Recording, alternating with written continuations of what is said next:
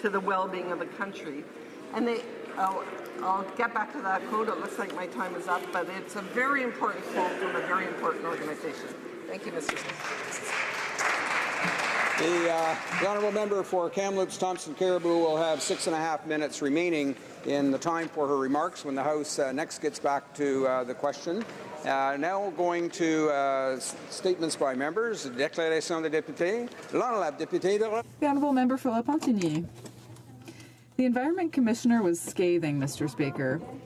Despite their positive rhetoric, the government's action on climate change has been negligible. You might as well call it inaction. Everything that was announced to fight climate change has been nothing but a smokescreen. Nothing's been put in place. There have been no concrete measures. Greenhouse gas emissions are only going up, and nothing has been done to adapt to climate disruptions. And the federal government's inaction has existed for how long? Well, 25 years. Since 1992, Ottawa has never met its ever-shifting climate targets. Canada is the second largest country in the world, the 38th country in terms of population, and the 9th in terms of greenhouse gas emissions. We've had enough of this smoke and mirrors. It's time for the government to take the future of our planet and of our children seriously. Member for Central Nova. Mr. Speaker, October marks Women's History Month in Canada, a time where we look to our past and celebrate the incredible achievements of women and girls who shaped the country that we know as Canada today. This month, I'm going to be reflecting upon powerful women who've made their mark in Canadian history in the riding I represent, Central Nova. Women like Viola Desmond, who courageously challenged racial segregation at the Roseland Theatre in Glasgow. Women like Lucille Harper, a Persons Award winner who runs a Women's Resource Centre in Antigonish. And women like Emma Kiley, a young entrepreneur who owns the Uprooted Market and Cafe in the rural community of Musquodoboit Harbour. The theme for this year's Women's History Month is #ClaimYourPlace.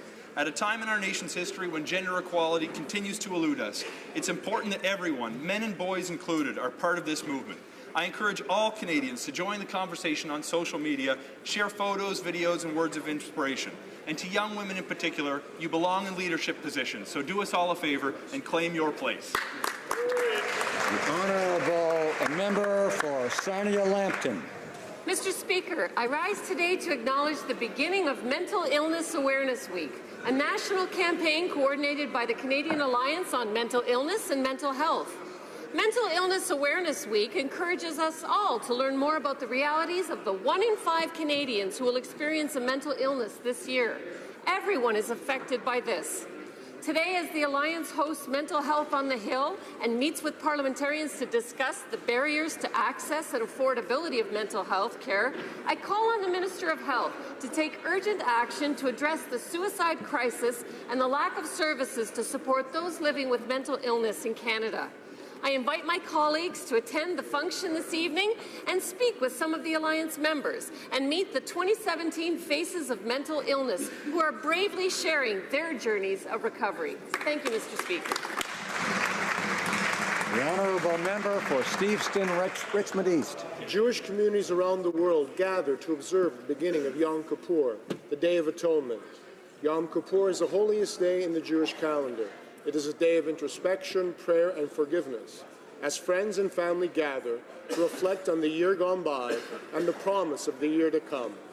This year, I was invited by the Chabad of Richmond to observe Yom Kippur. I would like to thank Rabbi Beidelman and the whole congregation for allowing me to share in such a beautiful ceremony. It was truly an opportunity for personal reflection and self-awareness. Excellent. The honourable member for Hamilton Centre. Mr. Speaker, last month, Theatre Aquarius in my riding of Hamilton Centre opened for its 45th season. From its humble beginnings in a school auditorium, Theatre Aquarius has grown into one of Canada's premier theatre company and welcomes more than 100,000 visitors each year to the DeFasco Centre for the Arts. Along with their world-class productions, Theatre Aquarius works to support Canada's next generation of performers through their theatre school. The Theatre School strives to help develop the skills of local theatre artists and provide expert training and mentoring to aspiring performers in the areas of acting, musical theatre, dance and movement, voice and music, physical theatre, mask, and play creation. Theatre Aquarius is also leading the way to promote programs aimed to make theatre more accessible to a wider audience and to get more people engaged in the performing arts. As a former board member, I would like to congratulate Theatre Aquarius on this historic anniversary and best wishes for a wonderful 45th season. Break a leg. Hear, hear. The honourable member for Scarborough North.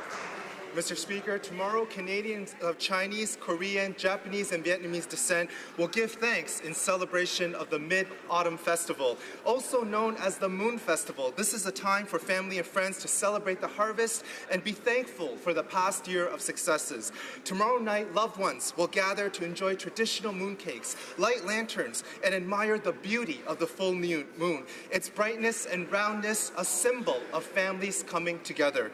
Last Saturday, I joined constituents in my riding of Scarborough North at the Chinese Cultural Centre of Greater Toronto to mark this year's festivities with well wishes for the upcoming year. As communities across this great country come together to celebrate, let us all look ahead to a future filled with prosperity and good fortune. From my family to yours, happy Mid-Autumn Festival.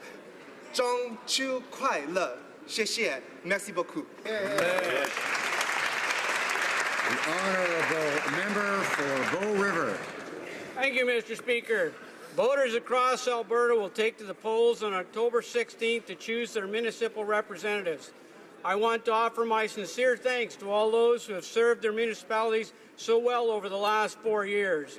Their tireless efforts have benefited their communities and helped make Alberta such a great place to live. I also want to extend my warmest congratulations to those who have chosen to stand for office. Running for office isn't easy. They are making an incredible contribution to the local, grassroots, democratic process by putting their name forward as candidates. I know that those elected will do a great job serving their municipalities, and I look forward to working with them on issues important to their constituents of Bow River. Thank you, Mr. Speaker. The honourable member for Humber River Black Creek. Mr. Speaker, Italian Canadians have been a key part of Canadian society for generations and helped to build this great country of ours, often while keeping ties with Italy and contributing to the social safety nets of both countries. Former Prime Minister Pierre Elliott Trudeau recognized the special relationship between Canada and Italy by signing Canada's first international Social Security Agreement in 1979. I am proud that our government has updated this agreement to make sure that the Italian Canadians who have contributed in both countries can continue to receive old age, disability, and survivor benefits that they have worked a lifetime to earn. The renewed Canada-Italy Social Security Agreement, which came into force on October the 1st, will ensure a secure retirement for many Italian Canadians. The Honourable Member for Longueuil-Charlemagne. Mr. Speaker, it's an honour for me to speak today to congratulate the athletes of 17 countries who participated in the Invictus Games. Last Friday, I witnessed how these wounded veterans and members of the Canadian Armed Forces overcame adversity to show their invincible spirit. By the camaraderie, competition, and community that many of our ill and injured armed forces members need to start rebuilding their lives. In fact, one Team Canada member told me that these games have saved her life. Je suis fière des femmes.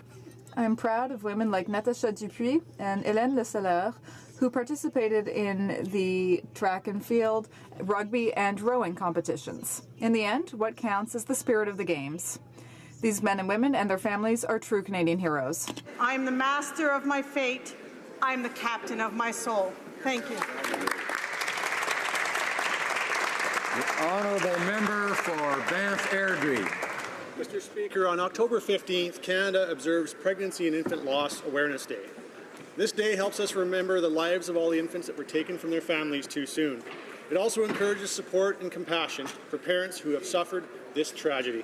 Sarah and Lee Cormier of Airdrie told me about losing their daughter Quinn at 4 months of age from SIDS. And shortly after, Service Canada told the Cormiers that they had to pay back their parental benefits for the time period after Quinn's passing. And families may not have even had the time to lay their child to rest before being forced to return to work due to financial hardships.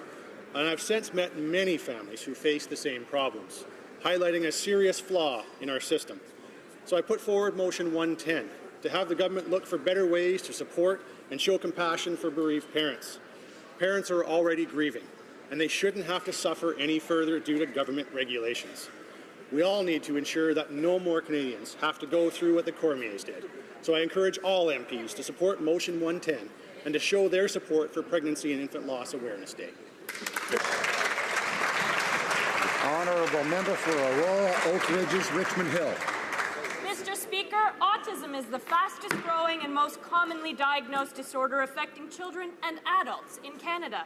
I want to thank those who work tirelessly to enrich the lives of people touched by autism, specifically in my riding, Autism Ontario, Yoke Region, and Carey's Place. Organizations like these are invaluable. But just as invaluable are those researching to improve the lives of Canadians on the autism spectrum. Kaylee Ting, a 17-year-old from my riding, presented her autism research project at the Prime Minister's Science Fair. Kaylee recognized that a challenge for those with autism is coping with sensory overload. So she researched a solution, a wearable device that identifies the causes of sensory overload to help prevent future occurrences. Kaylee's project will strengthen the independence of those living with autism. Well done, Kaylee, and all of our young innovators who have the courage to dream of the possibilities and the creativity and hard work to get it done. The Honourable Member for Richmond Hill. Mr. Speaker, I rise today to acknowledge the beginning of Mental Illness Awareness Week, a national campaign coordinated by Canadian Alliance on Mental Illness and Mental Health. As founder of the Liberal Mental Health Caucus, this is an issue very important to me, but even more important to 1 in 5 Canadians who will experience a mental illness this year. Visiting the Hill today are 5 individuals brave enough to share their own experience with illness and recovery. Over the summer, I had the honor of recognizing another face of mental health. In my riding of Richmond Hill, Constable Ivanov and Latour from York Region Police Department were the recipients of the Special Canada 150 pin for going above and beyond the call of duty to save the life of a young woman suffering with mental illness. At YRP, deed indeed speaks.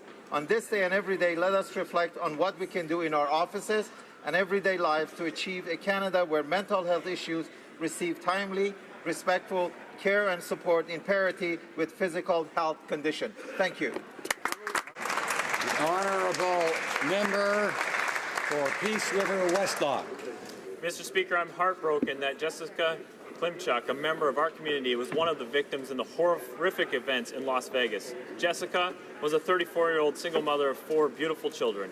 She worked with her family in the Valley View, where she worked with children at St. Stephen's School as an educational assistant, librarian, and school bus driver.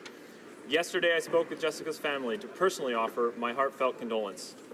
To her fiancé, family, friends, and colleagues, we offer our thoughts, prayers, and support. As a mother, a friend, and a member of our community, she will be greatly missed. To her 4 children who have lost their mother, I am deeply sorry for your loss. I can't imagine what you're going through right now. While no words could ease the loss of your mother, know that you are in our thoughts and our prayers as we grieve with you.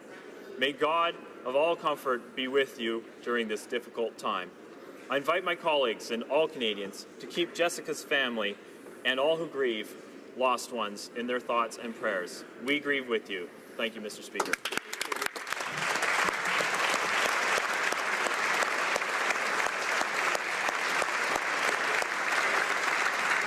The Honourable Member for Sault Ste. Marie. Mr. Speaker, today I rise in the House to pay tribute to a great Siouxite, the Governor General, His Excellency, the Right Honourable David Johnston. David was raised and educated in Sault Ste. Marie, attending Sault Collegiate. He was an exceptional student and a super athlete, playing with and at similar abilities to future Hockey Hall of Famers Phil and Tony Esposito. David married his high school sweetheart, Her Excellency Sharon Johnston, with whom they have 5 daughters. David has been a Canadian academic, author, statesman, and the 28th Governor General to Canada. David's motto, to envisage a better world, remains strong throughout his mandate. David believed in the abilities of all Canadians to imagine and create a smarter, more caring nation and contribute to a fairer, more just world. Mr. Speaker, I ask this House to please join me in congratulating David and Sharon on a happy retirement from public life. On behalf of all Canadians and your fellow Siouxites, thank you. Merci beaucoup.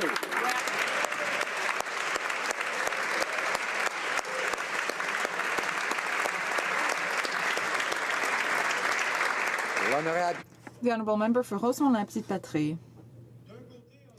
Imagine you have tons of good food that's ending up in the garbage because of food wastage. And on the other hand, you have all sorts of families who are having a hard time buying fruits and vegetables because of the increasing cost of food. What do? Well, you can do what the Centre de Ressources et d'Action Communautaire in La Petite Patrie did, which is to take unsold food from the Jean Talon market. This new program, in collaboration with the Public Markets of Montreal and with the support of Rosemont La Petite Patrie, has led to 21 tons of fruits and vegetables being salvaged in only 5 months. According to Maggie Lebeau of the Centre, hundreds of families can now get fruits and vegetables every week.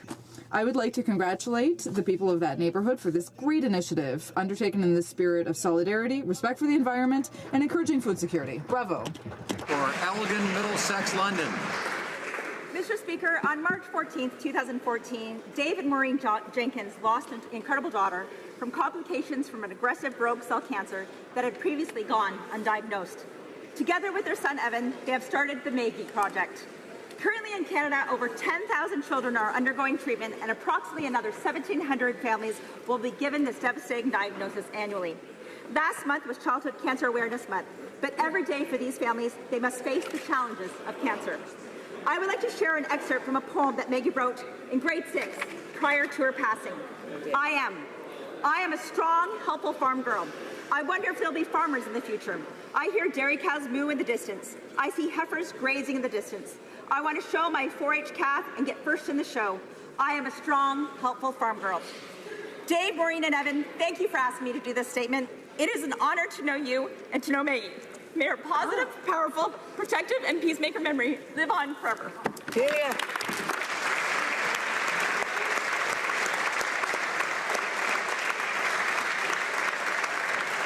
The Honourable Member for Pitt Meadows, Maple Ridge. Mr. Speaker, it is with a heavy heart that I rise today to acknowledge the tragic events that took place on Sunday evening in Las Vegas.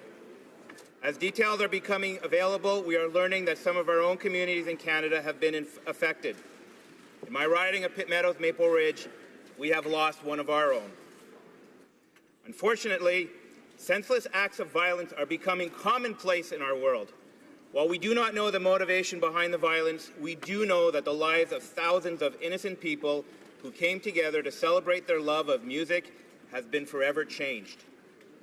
To all those that lost a loved one, I offer my sincerest condolences for your tragic loss. I know our whole community and country stands behind you and mourns with you. While we try to make sense of this tragedy in our community, I ask all of you in this House to rise in honor of all those who lost or injured in Las Vegas this past weekend.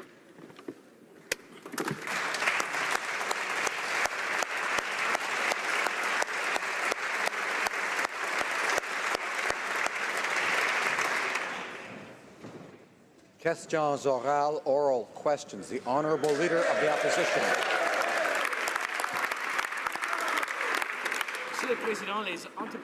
Mr. Speaker, local companies are the drivers of Canada's economy. They create jobs, contribute to our communities, and create opportunities. But the tax hikes by the Liberals will hinder them.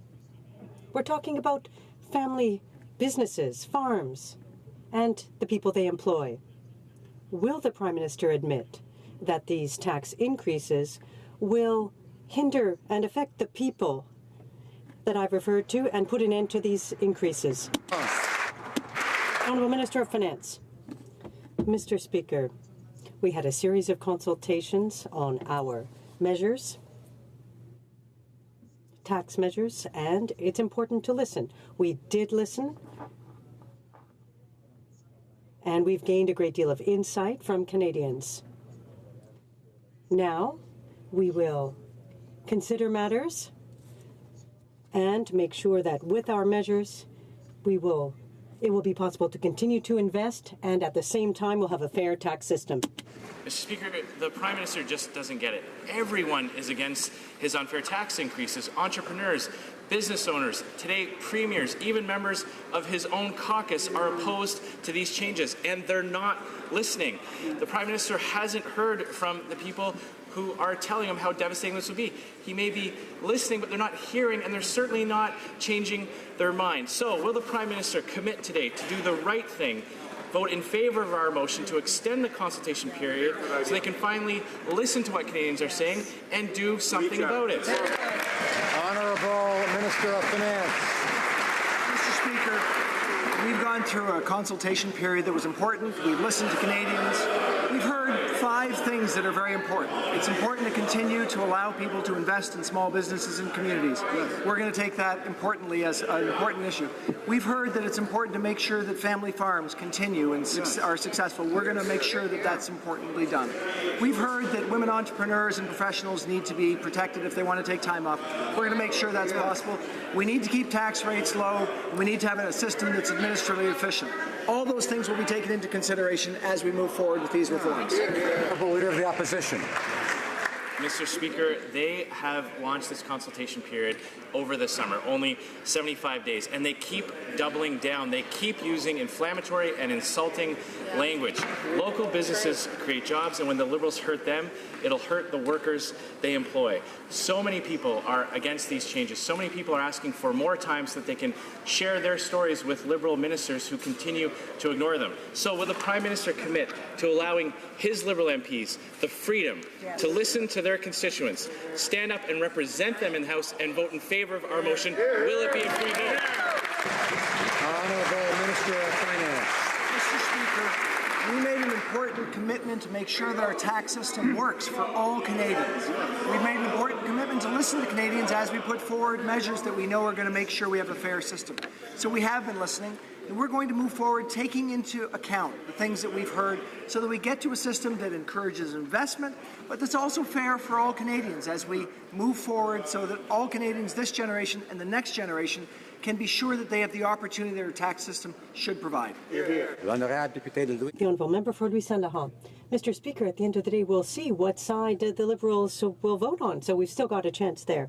Mr. Speaker, the proposed reform by the Liberals, which is designed to tax companies more, is unworthy and it's hypocritical. On the one hand, you've got entrepreneurs who are going to pay a lot, and the Prime Minister's companies and the company owned by the Minister of Finance, it won't be affected. So it's do as I say and not as I do. That's the government's policy. My question for the Minister of Finance is simple. We know that thanks to these new measures, they're going to be bringing in $250 million out of the pockets of entrepreneurs. But has he verified, analyzed, or assessed the impact of these measures? The Honourable Minister of Finance.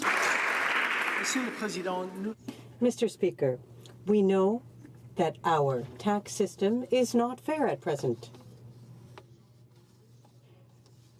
There are incentives for rich entrepreneurs to try to pay less tax. We want a fairer system. We want a system that will encourage investment. We are going to take action and put in place measures based on what we've heard during our consultations. It's important to listen. We listened. And now we are considering the comments we've heard. The Honourable Member for Louis Saint-Laurent. That makes absolutely no sense, Mr. Speaker. These measures are going to be affecting all entrepreneurs. But the department isn't doing any kind of an impact study on the direct impact on our entrepreneurs. That is unacceptable. If the minister isn't listening or can't hear, well, we are and we can hear. Last Friday, with my Quebec City colleagues, we heard from people like Gaëtan Bureau, who is a construction worker, who says, well, if this keeps up, I'm going to have to give up. I'm going to give up completely. Is the minister aware that this reform will have an impact, a serious impact on entrepreneurship? It's going to die off because of his measures and jobs are going to be lost? The Honourable Minister of Finance. Monsieur le Président. Mr. Speaker, with our consultations, we heard very important points. We heard that it's very important to continue with a tax rate that is the lowest in the G7. We are going to do that. We know that it's very important to ensure that farmers, fishers, women entrepreneurs are protected. These are very important measures for us. At the same time, we need a fairer system, and that, too, is very important. We will continue preparing our measures with the insult coming from the consultations. The Honourable Member for Haute-Mon-La-Petite-Patrie. Well, the least we can say is that these measures have stirred up a lot of passion, but a great deal of concern. Information is leaking from all sides, and it's often contradictory. The only thing that's sure is that Netflix won't be paying its share. Seems to me that it would be good not just to take the time to talk, but also to talk about real problems like tax havens, loopholes for CEOs and multinationals. Why don't you agree with that? The Honourable Minister. Our government is fully committed to fighting abuse of tax avoidance. We have invested more than $1 million, Mr. Speaker. That came from the budget, and we are on the right track to recover some $25 billion over the next 2 years, Mr. Speaker. 750 some odd cases were passed on to criminal investigations, and many warrants conducted and executed, as well as convictions. Listen carefully, tax fraudsters. We're going to continue to work. We're going to be getting them, Mr. Speaker. The Honourable Member. Why not gazillions of dollars while she's at it? Liberals and the Conservatives aren't serious about tax fairness. Neither are willing to discuss tax avoidance carried out by big corporations, CEOs, and the use of tax havens. The Liberal consultations on tax changes are too short and too narrow. Let's agree to do the right thing and to expand and extend consultations to include big corporations, CEO tax loopholes, and tax havens. Why are Liberals still going after the small fish and letting the big fish off the hook? Honourable Minister of Finance. Mr. Speaker, we have been thinking about how we can ensure that our tax system works since our first day in office. We've been focused on how we can deal with tax evasion, tax avoidance, giving over $1 billion to the Canada Revenue Agency to make sure that we are having Canadians pay their fair share. What we're doing in our consultation process is really the continuation of a discussion that's been going on since we've been in office. We want to make sure that our system does not encourage wealthy Canadians to incorporate to pay a low rate of tax. At the same time, we want to encourage people to invest in their businesses. These two goals can be met simultaneously. They'll help our economy and help Canadians to feel their system is fair. The Honourable Member for Edmonton Strathcona.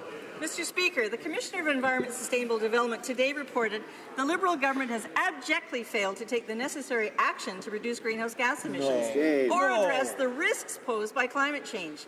She reported Canada remains megatons away from meeting either the 2020 or 2030 targets. Stunningly, even Environment and Climate Change Canada is failing to deliver a climate risk and adaptation plan or an action plan to measure, monitor, and publicly report on emissions. When will Canadians finally see action on climate change? The Honourable Minister of Environment and Climate Change. Thank you, Mr. Speaker. I'm extraordinarily proud of our government's record on action on climate change. After a decade of inaction by the previous government, we have not only a target but a plan to make it. We are reducing emissions from coal-fired plants. We're putting a price on carbon pollution. We're making historic investments in public transit. For example, in Ottawa, the second phase of LRT will be the largest reduction in greenhouse gas emissions in the city's history. We are taking serious action on climate change because climate change is real and we owe it to our kids. The Honourable Member for Trois-Rivières. Mr. Speaker, with an image-conscious government, here's something that's striking. 219 megatons of GHGs. The Liberal government that adopted the previous government's weak GHG reduction targets will miss its objective by 219 megatons.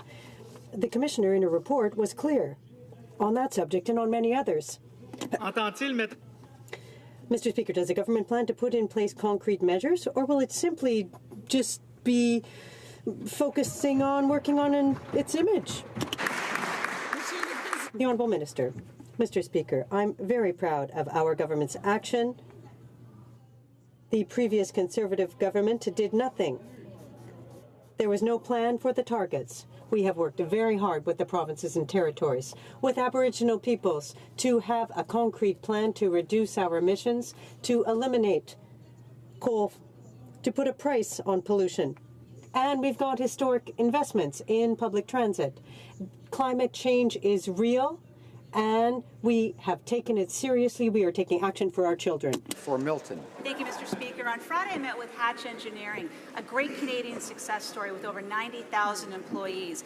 On Thursday, the President attended the disastrous Oakville Town Hall, where he was given 90 seconds, 1 second for every 100 employees to talk about his concerns with the Liberal tax plan. Why did he go there? Because he was refused meetings by the members of Oakville, North Burlington, and even the Minister of Science refused his meeting. Mr. Speaker, will the Finance Minister admit that his consultation has been wholly inadequate and vote with us to extend the consultation? Honourable Minister of Finance. Mr. Speaker, what I can say is that the consultations were very important for us. We had the opportunity to understand what the issues were and the measures we were putting forward. We know that it's important to get to a tax system that works for all Canadians. We know that as we do that, it's important to listen. So we did listen. We heard from people like the gentleman that was mentioned by the member opposite to hear his concerns. I heard from many other Canadians. Knowing that, it allows us to make sure that we move forward with a system that encourages businesses to invest with a low tax rate, protects farms, protects women entrepreneurs in their ability to continue to invest in their businesses. Honourable member for Milton. Mr. Order. Speaker, well, Mr. Speaker, he claims that he would listen to the concerns of Canadians, but you know what's really interesting? Just days after introducing this paper, he told CBC The House that we're not going to change our mind. So Minister Wardell seems to be very concerned and consumed with protecting the interests of Morneau Chappelle, that every request to extend the consultation has fallen on deaf ears. Well, the consultation is over. Tonight is the vote. Will the Liberal member on the other side agree and vote with their constituents, or are they going to vote with Morneau Chappelle? Honourable Minister of Finance. Mr. Speaker, we believe that it's important that we move forward with measures that are going to make sure that our system is fair for the long term. What we also know is that doing it means we need to get it right. So listening to Canadians has given us insights. We've heard things that are important to consider so that we move forward in a way that actually gets at the challenge that wealthy Canadians have advantages not available to other Canadians, but we do that in a way that doesn't have unintended consequences. That's our commitment. We will follow through. Now I have to take the both. The Honourable Member for Beauce. Mr. Speaker, although the consultation period on the tax changes is over, many questions remain unanswered. It's clear, however, very clear, that companies like Morneau Chappelle will benefit from these tax changes. What's more, they won't pay more taxes following these reforms. It's hypocritical, on the one hand, to increase taxes for small companies and for the minister to protect his own company. When will the minister understand that he's put himself in a conflict of interest and that he should have abstained? The Honourable Minister of Finance. Mr. Speaker, we know that it's very important to continue with our approach for a fair tax system. We've heard many things, and with the information, perspectives, etc., we will have a system that encourages investment in business across the country, a system that is also fair at the same time. That is what we're going to work on together. The Honourable Member for Beauce. Mr. Speaker, the Minister of Finance didn't answer the question. So I'll quote the commitment that he took. The Minister committed in writing to abstain from participating in all matters or decisions concerning Morneau Chappelle. According to experts who appeared before the Finance Committee, a company like Morneau Chappelle will benefit from these changes because it offers Canadians individual pension plans. Will the Minister once and for all abstain from participating in these discussions? The Honourable Minister of Finance. Mr. Speaker, we know that all Canadians will benefit from a fair tax system.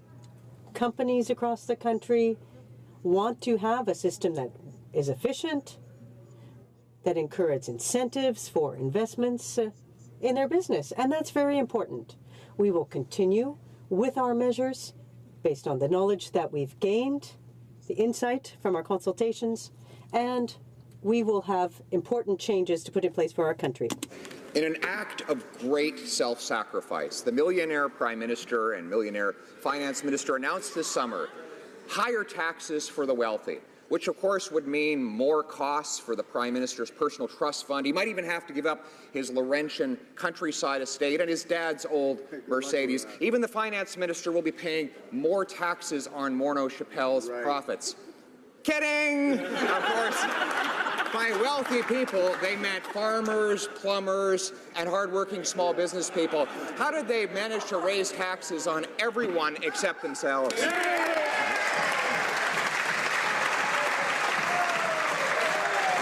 Minister of Finance. When moving forward with tax changes, it's important to make sure that we get it right. So we've had a period of consultation. It's been important. And I'll tell you, we've come up with 5 principles from which we should move forward. First of all, we're going to make sure that small businesses can continue to invest in their businesses and their communities. Second of all, we're going to make sure that farmers can continue to pass their farm on to the next generation. We're going to make sure that women can continue to save in their business as professionals so they can be in a positive situation. We're going to keep the tax rates low on small business, and we're going to work to make sure it's administratively efficient. These are important things to do. We've listened. We're going to get it right. Order, order, order. I want to remind my honourable friend from Cypress Hills Grasslands that though he's farther away, I can still hear him. He's got a great voice, but let's only hear each other when we have the floor. The honourable member for Carleton has the floor. Well, Mr. Speaker, the minister has gone from doubling down to climbing down. He was caught with his plan that would raise taxes on everybody but him, and now, as a result of all the backlash from patriotic, hardworking local farmers and businesses, they're being forced to back down. I know they've closed their consultation period already, but as part of their climb down, will they accept one piece of advice? Why doesn't the government keep its promise and lower the small business tax rate down to 9%, just like they said they would during the last election? Honourable Minister of Finance. Mr. Speaker, we had a period of consultation so that we could get from Canadians their advice on how we could move forward on measures that would make a real difference. We will take no advice from the opposite side of the House. The opposite side of the House that has continued to vote against measures that are helping middle-class Canadians, continued to vote against things that we know will help our economy. What we've done is we've listened to Canadians. We're going to make sure that we get at the things we need to get at. The encouragements for wealthy Canadians to incorporate, while at the same time making sure that we don't have unintended consequences around farms or small businesses or women entrepreneurs. That's important. The Honourable Member for Longueuil Saint-Hubert. Mr. Speaker, this morning the Minister of Heritage met with the cultural sector to better sell her business model and her Netflix deal. Some 50 organizations from the Coalition for Culture said they're disappointed in the government's inconsistent vision and shocked with the Netflix agreement. And they called for this secret agreement to be made public so that taxpayers can assess it for themselves. Quebecers have the impression that she's more in a hurry to sell Netflix and to defend culture, but that's her mandate, to defend culture, not multinationals. The government of Quebec is calling for it. Everyone's calling for it. When will this agreement be made public? The Honourable Minister. Thank you, Mr. Speaker. This morning I had a good meeting with various stakeholders from the Quebec cultural sector. It was a good conversation. I heard their concerns. I listened to their ideas, and we agreed to work on a game plan together to ensure that we're protecting our culture on the internet. We're going to be working together on a reform plan, reforming our policies, etc., in order to protect our culture together. Jean-Pierre. The Honourable Member for Jonquière. Mr. Speaker, in Saguenay-Lac-Saint-Jean, there are a lot of seasonal workers who counted on the Liberal government to resolve the problem of the EI black hole. As with many other issues, they've seen the Liberals break another promise. And we have to stop discriminating against the regions. Because of this black hole, the seasonal workers in the Saguenay-Lac-Saint-Jean run the risk of ending up without an income for several weeks. I don't understand why the Liberal government's abandoning them like this. It makes no sense. When will the Minister resolve this black hole issue once and for all? The Honourable Minister. Thank you, Mr. Speaker. I'd like to thank my colleague for this opportunity to emphasize the importance of EI, first of all, for income security for families going through difficult times, and secondly, to facilitate the transition to a new job. We put in place major measures to add greater generosity and flexibility in services. We will continue, Mr. Speaker, to work very hard on this issue. Abbotsford. Saturday, I hosted a roundtable in the riding of Mission, Matsqui, Fraser Canyon. Sadly, the MP was a no-show. His constituents were angry that the finance minister called them tax cheats and is taxing them at 73%. And these people were furious that the minister and the prime minister had fixed it so that their own family fortunes wouldn't be affected. So, Mr. Speaker, when two rich guys try to fix it so they don't have to pay the same taxes as others, how is that fair? The Honourable Minister of Finance. Mr. Speaker, it's important for us to be very clear to all the people who are paying attention to this debate. We know that the system that's been around for a long time is one that people have used legitimately. We also know that we need to make sure the system is fair going forward. So we've looked at measures that we can put in place to ensure that that is actually the case. We've listened to Canadians about how we can get it right as we move forward. So what people have done in the past will of course be protected. We're coming up with new rules in the future that won't have unintended consequences, but will ensure that people can invest in their business with a tax system that's fair. The Honourable Member for Portneuf-Jacques-Cartier. The Liberal government launched consultations on its tax reform in the middle of the summer. What is that hiding?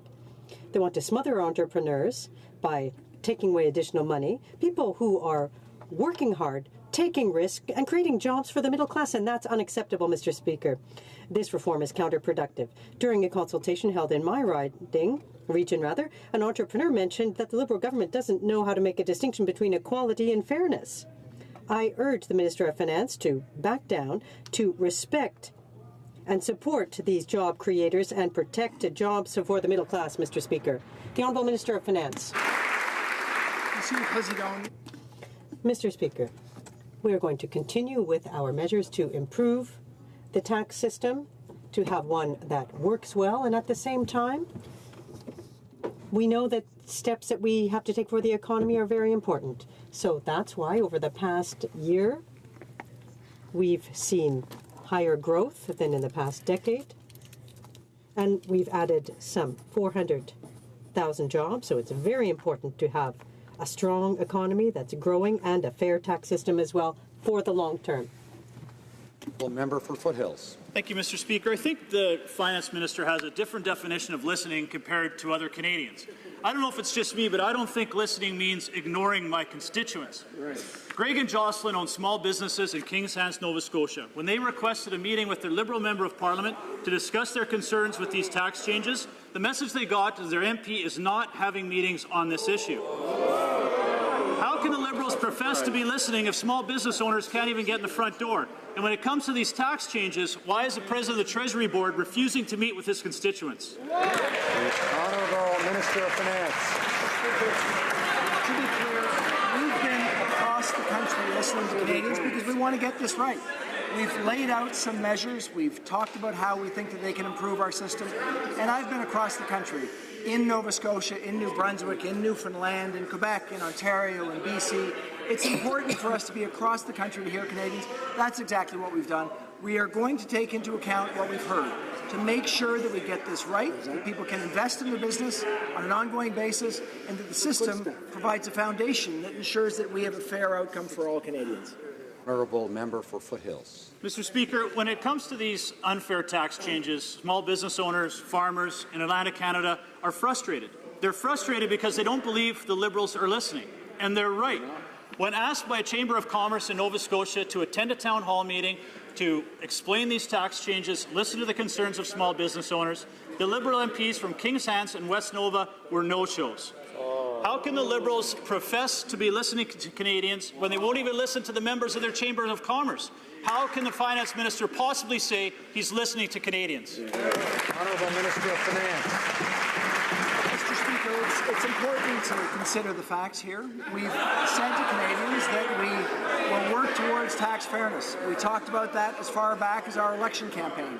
We put measures in our budget 2017 talking about how we think we can make the system more fair. We put out a consultation paper. Then we went around the country to listen to Canadians. We did it across the country. We've heard many things that are important for us to consider. Unintended consequences in some cases that we'll need to fix. Other things to make sure the system will actually work. We are going to make sure we get this right. We're going to move forward in a way that will make the system fair for the long run. The honourable member for Vancouver Kingsway. Mr. Speaker, the government admits that edible cannabis products are a large and growing sector of the market, and it is undeniable that many Canadians prefer edible products as a healthier alternative to smoking cannabis. But for some reason, the Liberals have decided to keep edibles illegal. This will deny consumers a safe product and ensure the black market retains control. In addition, the Liberals have no plan to pardon individuals who are burdened with criminal convictions for simple possession. So will the Liberals accept our reasonable amendments and fix this bill? The Honourable Minister of Health. Thank you very much, Mr. Speaker. Protecting the health and safety of Canadians is a top priority for this government.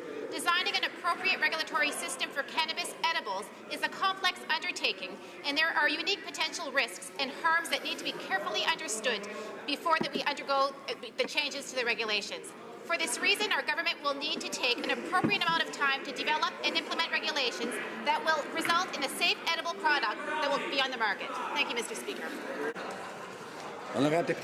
The Honourable Member for Salaberry-sur-Roi. The Liberals expect to legalize marijuana next summer, but they don't plan to offer pardons for simple possession offences that occurred in the past. That means that many Canadians will face serious problems, namely getting a job or crossing the border for the rest of their lives. Furthermore, the Liberals are upholding Stephen Harper's policies which make it difficult to expunge a criminal record. Why do the Liberals have no plans when it comes to pardons? Do they think that it's fair to be stuck with a criminal record for acts that will soon be legal? Mr. Speaker, in fact, there have been extensive consultations underway over the last number of months with respect to reforming pardons. That work is well advanced. Very shortly, the results of those consultations will be published so all Canadians can see what was said, and those consultations will inform legislation that we will put before this House to correct some of the egregious mistakes made by the previous government. The Honourable Member for Charleswood, St. James, Assiniboia, Headingley. Through the Invictus Games, we saw the power of adaptive sport on physical rehabilitation. But we all know that mental health and wellness go hand in hand. The perseverance of these brave men and women who took off their armed forces uniforms and found the strength and determination to put on a jersey and compete with representatives of 16 other countries impressed upon us all the importance of coming together to support our veterans and Canadian Armed Forces members. Can the Minister of Veterans Affairs tell us what the government is doing to address the invisible injuries of our men and women and their families? The Honourable Minister of Veterans Affairs. Mr. Speaker, I want to thank the Honourable Member for Charleswood, St. James, Assiniboia, Headingley. You have done it, Prince Harry said to the athletes. You are Invictus. The Latin word from which these games take their name means unconquered, and that unconquerable spirit was written on every face of every athlete that we saw at these games. They flew our flag higher and they lit up the world. So when they put their hand up, we will be there to help. There are 4,000 mental health professionals, a network of OSI clinics, and your brothers and sisters waiting to help you. Thank you, Mr. Speaker. The Honourable Member for Markham Unionville. This weekend, I held a roundtable to discuss Liberals' proposed tax changes. Jennifer was brought to tears sharing her story. The family business her parents started 37 years ago now is going to face a transfer tax that will destroy her dream of taking over family business.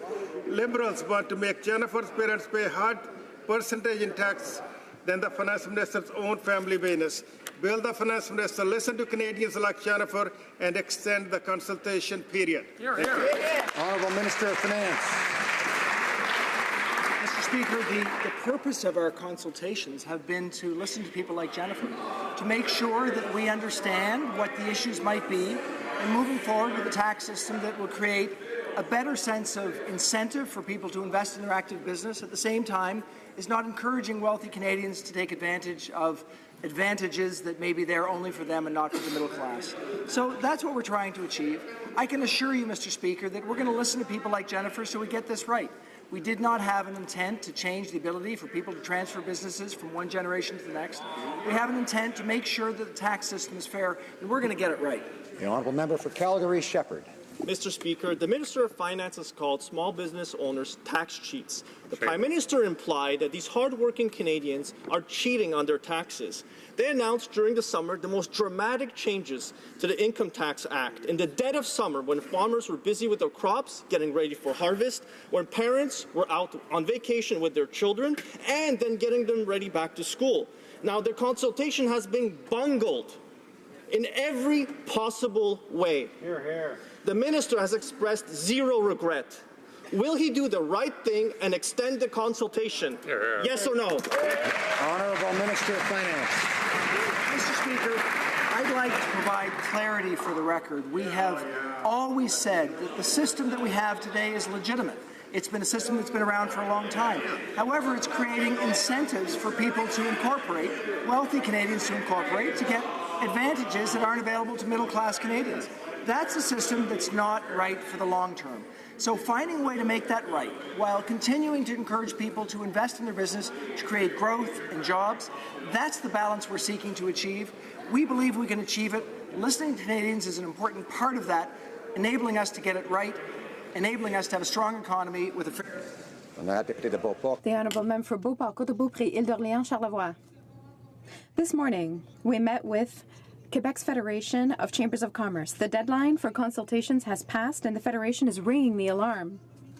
It asks the Minister of Finance to extend consultations in order to carefully evaluate the effects of the proposed measures and table an economic impact study. The Minister cannot tell us what the repercussions of his reform will be for SMEs at the national level. Is the Minister waiting for our SMEs to pack their bags and leave the country, or will he extend the consultation period? The Honourable Minister of Finance. Mr. Speaker, we know that the impact of a fair tax system is important to ensure Canadians' trust throughout the country. At the same time, it's very important to encourage SMEs to invest in their businesses. Those are both very important. We listened over the last 75 days. We heard many things. We will consider the knowledge and perspectives that we heard, and that way we will have a system that is more fair. For Cypress Hills Grasslands. Mr. Speaker, the Liberals just aren't interested in talking to Canadians about their unfair tax plan. Mitchell writes, I wrote to the government, first to the Prime Minister, then they passed me off to the Finance Minister. I responded to the email they sent to the Minister. I've got nothing back. Now, Mr. Speaker, Mitchell has built a company up from the ground that now employs 12 people, including new Canadians. The Liberals are proposing to take his hard-earned money to pay for their reckless spending. When entrepreneurs and job creators like Mitchell call and write, why are these Liberals so unwilling to listen? Honourable Minister of Finance. Mr. Speaker, I'm happy to say that when people like Mitchell write, when people phone in, we are listening. We've been taking the time to listen to make sure that we get their perspectives. We know that having a system that works, that's fair for all Canadians is important. We know that the tax system is complex and we need to consider the perspectives of Mitchell and others across the country. So we will do that. As we move forward with a system that encourages investment, make sure that it's fair, that's our commitment to Canadians, and we're looking forward to telling them more in the near future. The Honourable Member for Nanaimo Ladysmith. Yesterday we learned that the Native Women's Association of Canada has yet again been shut out of First Ministers meeting by this government. They asked to be included, and shutting them out speaks volumes to this government's lack of respect for Indigenous women's voices. This self-proclaimed feminist Prime Minister promised a nation-to-nation relationship with all Indigenous people. So why has the Native Women's Association been barred from today's First Ministers meeting? Haven't Indigenous women's voices been silenced for long enough? Honourable Minister of Crown Indigenous Relations. Mr. Speaker, our government believes that meaningful engagement is key to advancing reconciliation and to renewing our relationship with Indigenous peoples in Canada.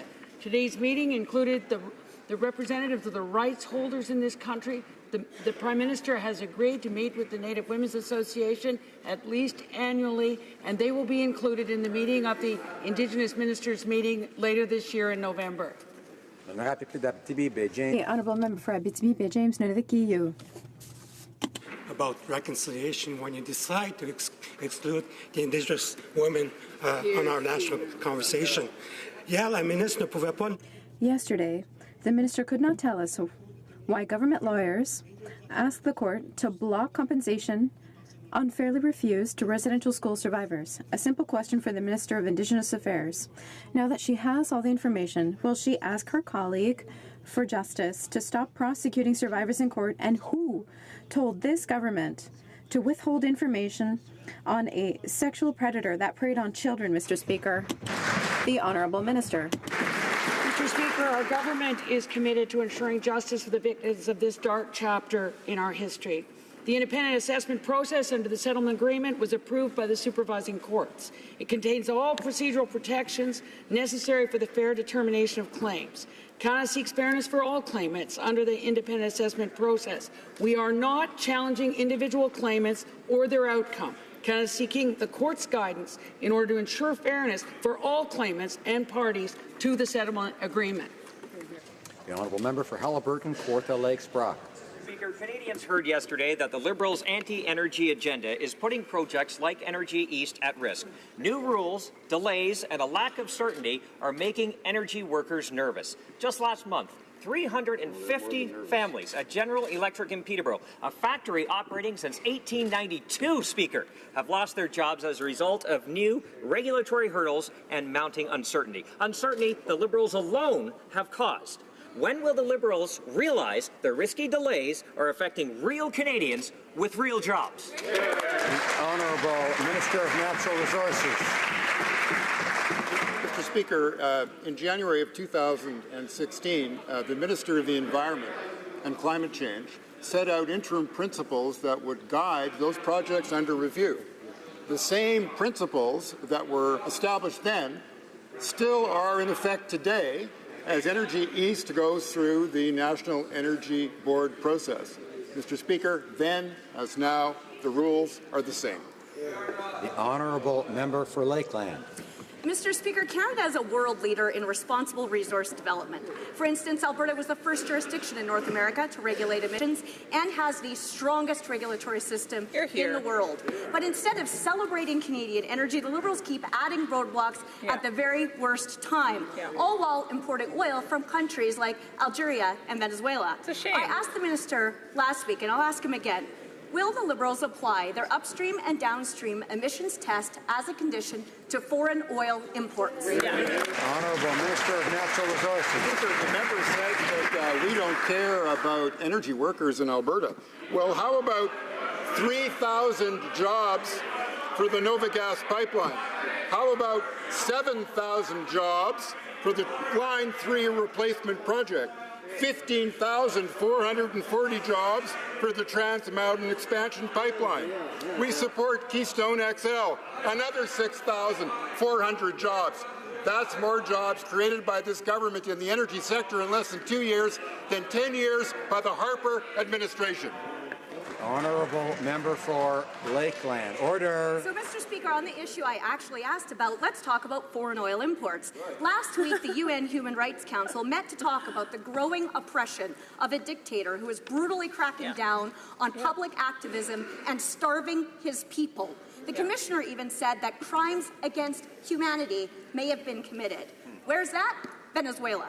But the Liberals are prioritizing foreign oil from Venezuela while stopping environmentally and socially responsible Canadian oil and gas. When will the minister stop putting foreign oil ahead of Canadian energy? Honourable Minister of Natural Resources. We prioritize it. We're prioritizing the creation of good jobs for Canadians, particularly in Western Canada. Order. Order. Order. Order. The Honourable Minister of Natural Resources has the floor. Order. Prioritizing environmental stewardship. We're prioritizing important engagement with Indigenous peoples. Those are the three pillars of responsible development in Canada. Job creation, environmental stewardship, and meaningful consultation with Indigenous people. If the Harper government would have been loyal to those principles, more pipelines would have been built. The Honourable Member for Fleetwood Port Calves. Order. Mr. Speaker, Bill C-49 is going to introduce important modernization to Canada's Transportation Act, including the Air Passengers Bill of Rights and new opportunities for shippers across Canada to gain access to competitive rail rates. But the bill also provides for the introduction of video and voice recorders in locomotives. And labour groups are concerned that this could be used by railways to violate workers' privacy and discipline them for non-safety related issues. Can the Minister of Transport reassure us that this will not be the case? Good question. Transport. Mr. Speaker, I want to thank the member from Fleetwood Port Kells for his question, and I also want to reassure Canadians that worker privacy is of paramount importance to this government. Yes. We're also, of course, responsible for improving railway safety, something that needs to be addressed constantly. The use of the recorders is intended solely for safety purposes. It's something the Transportation Safety Board has been asking us to do for many years. So I want to reassure Canadians that we will never use these recorders for monitoring employee performance or for managing that performance. Thank you. Honourable Member for Flamborough-Glanbrook. Mr. Speaker, many people worked hard for years to establish a national Holocaust monument, including the Honourable Tim Uppal. Last week, the Prime Minister inaugurated it with a plaque of his own. However, his plaque fails to mention anti-Semitism or the Jewish people by name. How could the Prime Minister permit such a glaring omission of reference to anti-Semitism and the fact that the millions of men, women, and children who were murdered were overwhelmingly Jewish? If we're going to stamp out hatred towards Jews, it's important to get history right. Will the Prime Minister commit to correcting this profoundly obvious omission? Honourable Minister of Canadian Heritage. Committed to building a more inclusive society, and the National Holocaust Monument commemorates the 6 million Jews, as well as the 5 million other victims that were murdered during the Holocaust. It stands as a reminder of the dangers of hatred, racism, and intolerance, while affirming respect for human rights, dignity, and resilience. The plaque has been removed, and we will replace with language that reflects the horrors experienced by the Jewish period.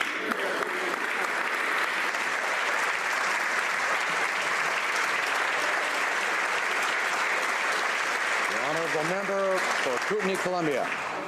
Mr. Speaker, this week my constituency office had to intervene to prevent a single mother and her 3 children from being evicted from their home. The cause, CRA stopped paying her the Canada Child Benefit following a routine assessment that ultimately resulted in no changes but delayed her payments for up to 4 months. This is becoming a common story. It's Phoenix all over again. The minister's restructuring of CRA has forgotten people who depend on receiving their legitimate payments on time every month. What will the minister do to fix these problems? The Honourable Minister of National Revenue. Mr. Speaker, every family must receive the benefits that they are entitled to. I committed in my mandate to level service to those who are disadvantaged, those who are seniors or heads of single families. We are going to work closely with the stakeholders to resolve the situation. The Honourable Member for Laval-les-Îles. Laval-les-Îles. Mr. Speaker, Canada's aging population will bring about significant social and economic changes in the decades to come. It is important to make sure that our seniors continue to have opportunities to contribute to our society, as they have already done to build our country. Can the minister responsible for seniors tell us what the government is doing to take advantage of the experience, talents, and knowledge of Canada's older generation? Thank you, Mr. Speaker. The Honourable Minister of Social Development. Thank you, Mr. Speaker. I would start by thanking and congratulating my colleague for Laval Les Îles for his remarkable work for his constituents and everything he does for seniors. Our government has committed to supporting seniors to make sure that they have a dignified and secure retirement. Every territory and province is meeting at Saint-Jean-de-Terre-Neuve, and we are going to work very hard in the short and long term to make sure that our development ensures more social inclusion for our seniors both today and in the future. The Honourable Member for Beauport-Limoilou. Mr. Speaker, the Minister of Heritage is proud of signing an agreement with Netflix, and yet her commitments to culture remain vague. We heard from Ms. Préjean, the head of the Artists Union, who said that the Liberals seem to have a twofold message. We sit and we talk, and on the other hand, measures we never discussed are taken. Same sentiment from the head of Simons, who says that the agreement lacks a long-term vision. Did the minister forget her mandate letter? What are her firm commitments towards francophone cultural production in Canada? The Honourable Minister of Canadian Heritage.